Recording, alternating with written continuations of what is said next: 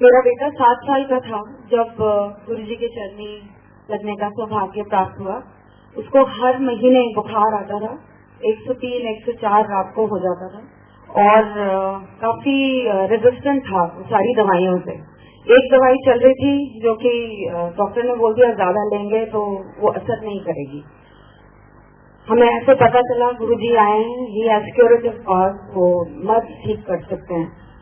मेरी बेटी की डिलीवरी के बाद मेरी टांगों में बहुत दर्द रहती थी और मैं बहुत मुश्किल से चल पड़ती थी विदाउट पेन। सारे इलाज कर चुके थे। दिली दिल ये भी था कि मैं भी अपना कल्याण कराना चाहूंगी। जब गुरुजी का सामना हुआ हमारे साथ तो उन्होंने बोला दर्द। मैंने कहा जी मेरा मुंडा तो वो भी छड़ तू अपनी दर्द तेनों की प्रॉब्लम है जी, मेरी टंगा बहुत दर्द कर दी, आज तो बात कभी नहीं होंगी। वो दिन और आज का दिन इतने साल बीत गए, 13 साल, आई थिंक 13 साल से भी ज्यादा हो गए, कभी वो दर्द दोबारा वापस नहीं आई। बेटा 21 साल का है, कभी उसको गले की कोई प्रॉब्लम तक नहीं आई। और उसके बाद गुरुजी जालंधर वापस चले गए। हम उनको थैंक यू बोलने वहां गए तो गुरुजी ने हमें बोला कि रात को लुधियाना अपने सिस्टर के यहाँ रुको और कल दोबारा आना, दिल्ली वापस मत जाना। हमने ऐसे ही करा। बाहर निकलते समय मैंने एक भक्त को पूछा गुरुजी अपनी सीट पे कितने बजे आते हैं? तो कहते हैं जी द्वार हम 10 बजे सुबह खोल देते हैं, गुरुजी 11 बजे तक पाठ से उठ के आते हैं। जब हम पहुंचे मंदिर में कोई नहीं था, कोई प्रवचन नहीं चल रहे थे। गुरुजी अपने रोब्स पहन के अपने सिंहासन पे बैठे थे and he spoke to me in faultless English. हर औरत को आंटी और हर आदमी को अंकल गुरुजी बोला करते थे। मुझे कहते हैं aunty you are late, what are you doing all this while? इतनी देर से क्या कर रही थी? ठहरो मैं बताता हूँ। 2 आलू के पराठे खाए, 1 कटोरी दही, आधा गिलास पानी का पिया, फिर टॉयलेट गई। उसके बाद बहन के पीछे वाले कमरे में जो काला सूटकेस रखा था उसमें से अपनी बेटी की तूने ऑरेंज ड्रेस निकाली, फिरोजी वाली तुझे पसंद नहीं आई थी। सारे कमरों में जाके सबको कलेक्ट करा, वापस आई, टेबल के ऊपर जो आधा गिलास पानी पड़ा था उसको पिया और फिर टॉयलेट गई और फिर सारों को लेकर आ रही है पूरा 1 घंटा लेट। आई वॉज अमेज्ड कि ये कौन है, क्या है, इनको सीक्वेंस वाइज भी करेक्ट था। उन्होंने मुझे ब्लेस करा। मेरा हीमोग्लोबिन उस टाइम 8 था। उन्होंने जोर से मेरी पीठ ठोकी और मुझे बोला 6 है, कोई नहीं फिक्र ना कर, 12 हो जाएगा, स्टॉप ऑल मेडिसिन। मैं दिल्ली आके जो मैं सप्लीमेंट्स लेती थी ब्लड के लिए मैंने बंद कर दिए और करीबन 1 महीने बाद मैंने दोबारा टेस्ट कराया, 11.6 आया मेरा हीमोग्लोबिन, जो कभी जिंदगी में नहीं आया था। मेरे फादर को lymphoma, cancer of the lymph gland declare किया गया और हॉस्पिटल जो दिल्ली में था, बहुत नामी हॉस्पिटल, उन्होंने 3 महीने का टाइम दिया कि उसके बाद वो बचेंगे नहीं। मैं आपको ये 95, 96 की बात बता रही हूँ, 96 की। और कहीं और हमने रिपोर्टें भेजी, 6 महीने से ज्यादा हमको नहीं मिले। गुरुजी को हमने बताना था, वो कहीं हाइडिंग में था। ऐसे संगत नहीं आया करती थी उस टाइम, जिसको गुरुजी बुलाना चाहते थे सिर्फ वो लोग आया करते थे। तो हमें पता चला गुरुजी कहाँ हैं। हम गए, हमने देखा वो अपने सिटी पे बहुत अनकंफर्टेबल थे। पुराने भक्तों से पता चला कि जब गुरुजी दूसरे का मर्ज अपने ऊपर लेते हैं तो वो पहले कष्ट खुद भोगते हैं और इतनी शक्ति है उन्होंने में कि वो कितनों का कल्याण कर सकते हैं।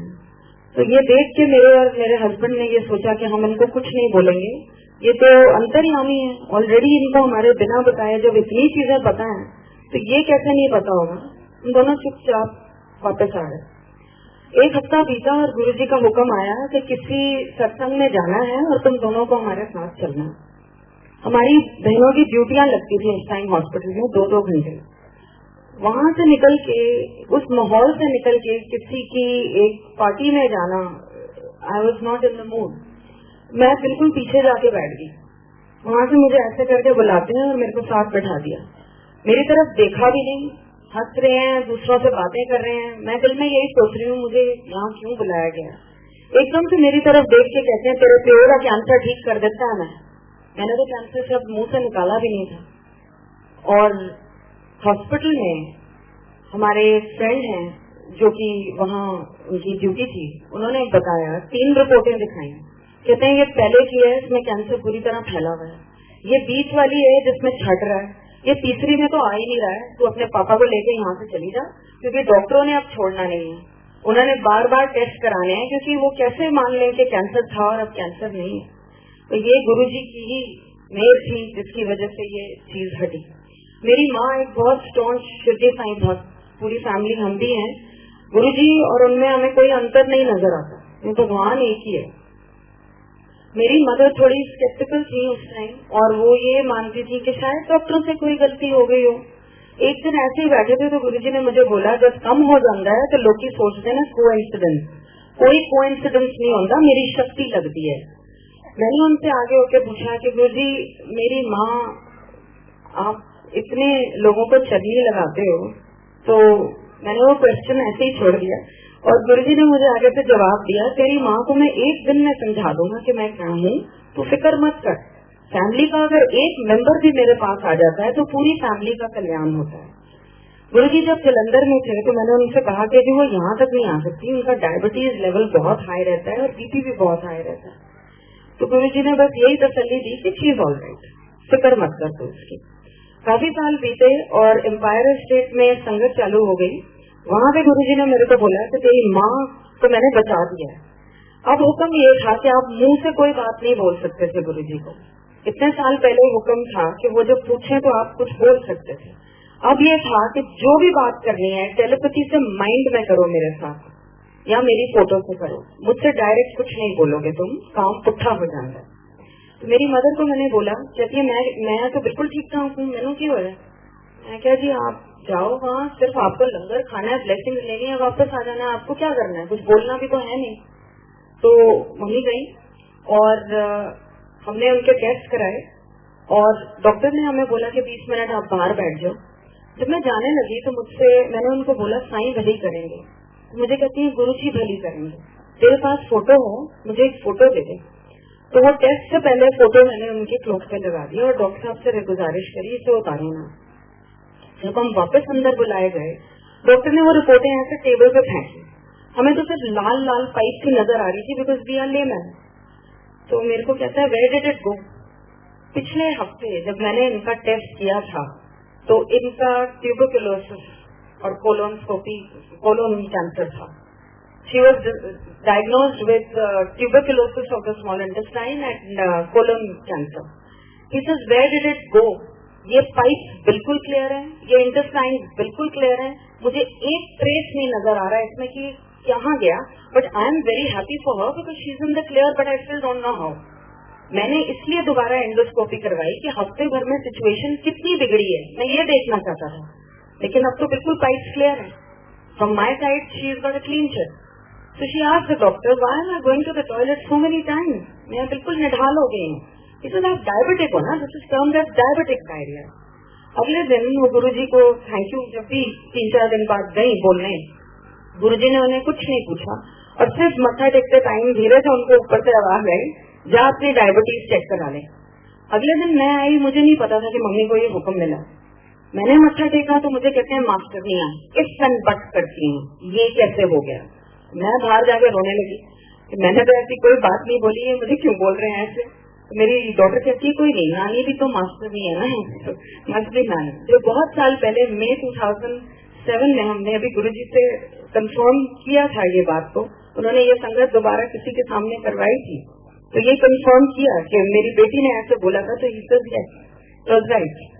सो coming back to this, my mother was holding a report. मेरे को फोन आया 3 दिन बाद कि मैं इतने सालों से मेरा डायबिटिक लेवल 280-260 से नीचे नहीं जाता और मेरे हाथ में एक रिपोर्ट है 130, 115, 119, ये क्या हो रहा है, ये कैसे हो गया? वही सेम वर्ड जो गुरुजी ने बोले थे मेरी मदर ने बोले। और स्केप्टिसिज्म की जो उन्होंने बोला था मास्टरनियां इफ एंड बट करती हैं, वो इफ एंड बट में उन्होंने दोबारा चेक कराया। इस टाइम 99, 113 और नीचे आया। एक दिन उनका 140 हो गया। तो मुझे कहती है जाके गुरुजी से प्लीज बोलो मेरा डायबिटीज फिर से बढ़ गया। मैंने कहा डांट मुझे नहीं खानी है क्योंकि अब हुक्म है कि मुंह से कुछ बोलना नहीं है, तो आप मन में बात करो, आपकी बात का जवाब जरूर मिल जाएगा। हम एम्पायर स्टेट शाम को गए तो गुरुजी पीछे साइड बोर्ड पे बैठे थे, तो सीधा मैं अंदर आई तो मुझे ऐसे करके बुलाते हैं और मुझे कहते हैं जो औरत तेरी माँ वर्गन मोटी है ना, ਤੇ ਉਹਦਾ 40 ਸਾਲ ਤੋਂ ਉੱਤੇ ਉਮਰ ਹੋਏ 140 ਵੀ ਨੋਰਮਲ ਗਿਣਿਆ ਜਾਂਦਾ ਹੈ। ਜਾ ਕੇ ਕਹਿ ਦਿਓ ਆਪਣੀ ਮਾਂ ਨੂੰ ਬਿਲਕੁਲ ਠੀਕ ਹੈ ਉਹ, ਤੇ ਮੈਂ ਠੀਕ ਕਰ ਦਿੱਤਾ ਉਹਨੂੰ, ਫਿਕਰ ਕਰਨ ਦੀ ਕੋਈ ਲੋੜ नहीं है, फुल ब्लेसिंग है ज्ञान है उधर।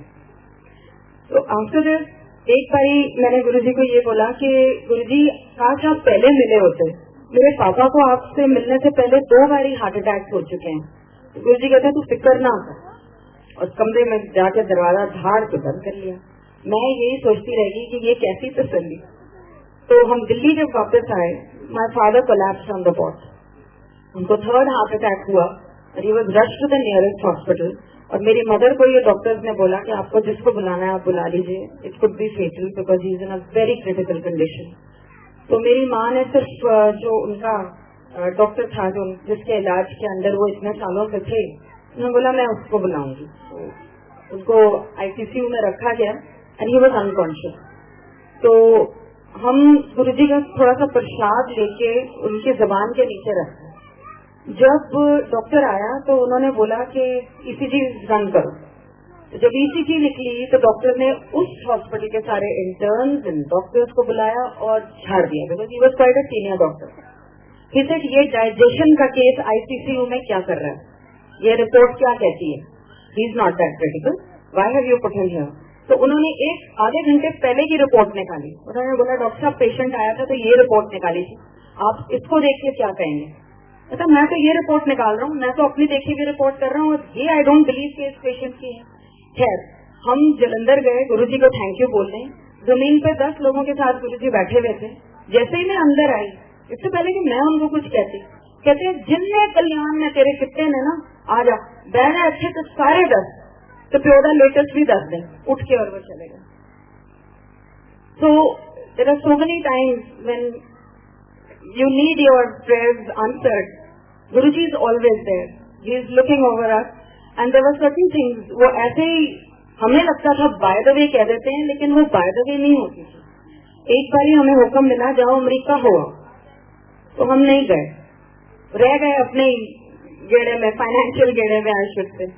तो कहते हैं अच्छा चलो सिंगापुर हो आओ, उत्थे जाओ। तो मेरी एक भक्त जी है उषा आंटी, उधर का जाके सत्संग करने हैं, तो जो कल्याण में कितने ना सारे रखी। And this he repeated 2-3 times. After that he every day used to ask me flight का की टाइम है, मैं कहती थी जी 12:05। फ्लाइट का की टाइम है कि 12:05। मेरे जॉइंट में काफी दर्द होना शुरू हो गया था बिकॉज कैल्शियम लेवल बहुत लो था। इसका कोई जिक्र या कोई अरदास गुरुजी से नहीं करी थी। उसके बाद जब सिंगापुर पहुंचे और सिंगापुर पहुंच के आंटी के साथ सत्संग करना शुरू करा, तो उन्होंने बोला जी लंगर खाओ।